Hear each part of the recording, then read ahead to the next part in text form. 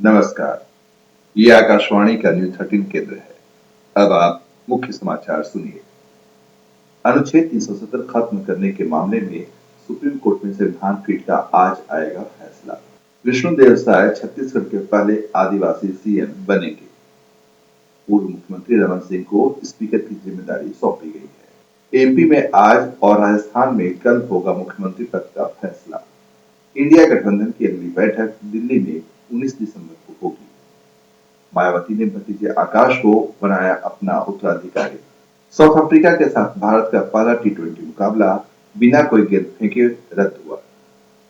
समाचार अब विस्तार से। सुप्रीम कोर्ट में संविधान पीठ आज अनुच्छेद 370 खत्म करने के मुद्दे पर फैसला सुनाएगी। पूर्ववर्ती जम्मू कश्मीर राज्य को विशेष दर्जा देने वाले अनुच्छेद 370 के प्रावधानों को निरस्त करने संबंधी केंद्र के फैसले को चुनौती देने वाली याचिकाओं पर आज अपना निर्णय सुनाएगा।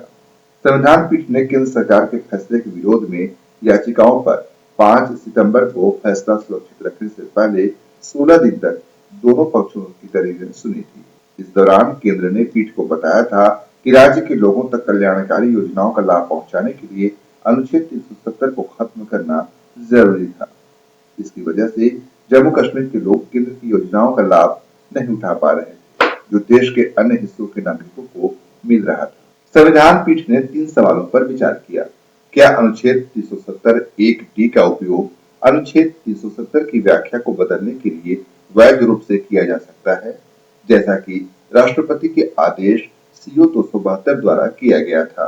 दूसरा, क्या राष्ट्रपति शासन में उनकी सहमति के बिना अनुच्छेद 370 को निरस्त कर वैधानिक प्रस्ताव और CO 273 संविधान के अनुच्छेद 14 और 21 के तहत मौलिक लोकतांत्रिक अधिकारों का उल्लंघन करते हैं। तीसरा, क्या जम्मू और कश्मीर पुनर्गठन अधिनियम 2019 संविधान के अनुच्छेद 3 और भाग क का उल्लंघन है।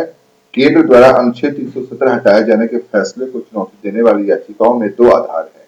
पहला, राष्ट्रपति के आदेशों की संवैधानिकता से जुड़ा है और दूसरा आधार राज्य को 2 केंद्र शासित प्रदेशों में विभाजित करने से जुड़ा है। अब आज सुप्रीम कोर्ट इस मामले में अपना फैसला सुनाएगा। 3 राज्यों में मुख्यमंत्री पद के फैसले पर भाजपा की उलझन लगता है कि अब कुछ सुलझती नजर आने लगी है। छत्तीसगढ़ में बीजेपी के वरिष्ठ आदिवासी नेता विष्णुदेव साय राज्य के अब नए मुख्यमंत्री होंगे। वो छत्तीसगढ़ के पहले आदिवासी मुख्यमंत्री होंगे। बीजेपी पदाधिकारियों ने रविवार को बताया कि पार्टी पर्यवेक्षकों की उपस्थिति में पार्टी के नवनिर्वाचित विधायक दल ने साय को अपना नेता चुना। छत्तीसगढ़ के पूर्व मुख्यमंत्री रमन सिंह ने साय के नाम का प्रस्ताव किया। ओबीसी वर्ग से आने वाले अरुण साव और सामान्य वर्ग से आने वाले विजय शर्मा उप मुख्यमंत्री होंगे, जबकि पार्टी के वरिष्ठ नेता और राज्य के पूर्व मुख्यमंत्री रमन सिंह विधानसभा अध्यक्ष का दायित्व संभालेंगे।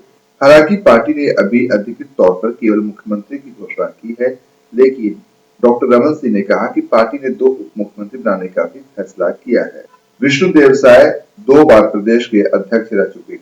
साल 2006 में उन्हें छत्तीसगढ़ का बीजेपी प्रदेश अध्यक्ष बनाया गया था और 2011 में वो दोबारा बीजेपी प्रदेश अध्यक्ष बनाए गए। 8 जुलाई 2023 को उन्हें बीजेपी के राष्ट्रीय कार्य समिति का सदस्य भी बनाया गया था। विष्णुदेव साय सरपंच से सीएम की कुर्सी तक पहुंचने वाले मुख्यमंत्री होंगे।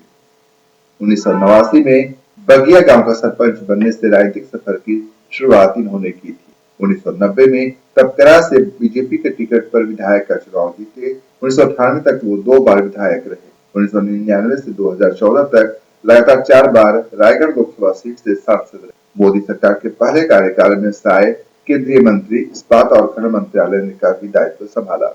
2019 के लोकसभा चुनाव में उन्हें चुनाव में नहीं उतारा, क्योंकि 2018 में छत्तीसगढ़ विधानसभा चुनाव हारने के बाद बीजेपी ने अपने किसी भी मौजूदा सांसद को दोहराने का फैसला नहीं किया था। बहुजन समाज पार्टी की मुखिया मायावती ने अपने भतीजे आकाश आनंद को अपना उत्तराधिकारी घोषित कर दिया है। आकाश आनंद अब बीएसपी की विरासत संभालेंगे। रविवार को लखनऊ में विभिन्न राज्यों से आए पार्टी पदाधिकारियों की बैठक में यह फैसला किया गया। इसके साथ ही यह भी कहा गया कि पार्टी के भीतर संशय को खत्म करने के लिए मायावती ने यह फैसला किया है। आकाश को उत्तर प्रदेश और उत्तराखंड छोड़कर बाकी अन्य राज्यों में पार्टी का प्रभारी बनाया गया है। उत्तर प्रदेश और उत्तराखंड में पार्टी का कामकाज खुद मायावती ही देखेंगी।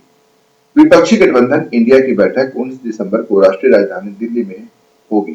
बैठक में सकारात्मक एजेंडा, सीटों के बंटवारे और संयुक्त रैलियां आयोजित करने के कार्यक्रमों को लेकर चर्चा होने की संभावना है। कांग्रेस के महासचिव जयराम रमेश ने रविवार को ट्विटर पर एक पोस्ट में कहा कि इंडिया के नेताओं की चौथी बैठक दिल्ली में आयोजित की जाएगी। कांग्रेस सांसद धीरज साहू के ठिकानों से भारी नकदी बरामदगी के मामले में कांग्रेस ने उनसे स्पष्टीकरण मांगा है। दूसरी तरफ साहू के विभिन्न ठिकानों से जब्त नोटों की गिनती 5वें दिन रविवार को भी जारी रही। और अब खेल समाचार। भारत और दक्षिण अफ्रीका के बीच 3 T20 मैचों की सीरीज का पहला मैच रविवार को बारिश की वजह से रद्द कर दिया गया। डरबन के किंग्स मिड स्टेडियम में इस मैच में टॉस भी नहीं हुआ। दोनों टीमों के बीच दूसरा मैच 12 दिसंबर को खेला जाएगा।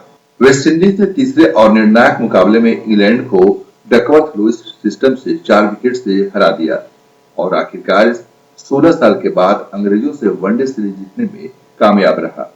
इससे पहले विंडीज ने इंग्लैंड को उसके घर में 2-1 से मात दी थी। बारिश के कारण मैच पहले 43 और फिर 40 ओवर का कर दिया गया।